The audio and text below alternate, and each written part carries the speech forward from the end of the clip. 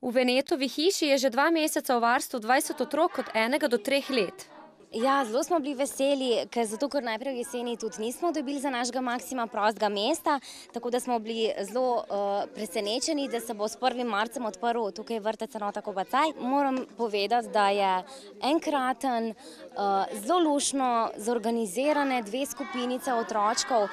Naš je sicer v manjši skupini, star bo zdaj 1 leto pa pol dobro. V jeseni bo prostora še za 4 otroke, je pojasnila zdaj že nekdanja vodja vrtca Čebelica Mira Hrovat, ki je z občino iskala lokacijo nove enote.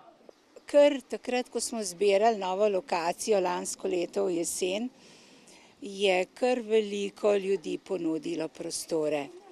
Je pa težko dober prostor najdeti, ne?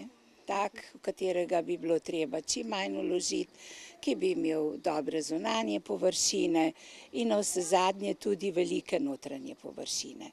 Vse to izbrana hiša ima, notri dobrih 128 kvadratnih metrov površin, zunaj 400. Ureditev nove enote je stala približno 20.000 evrov, je dejal župan Franc Hudoklin.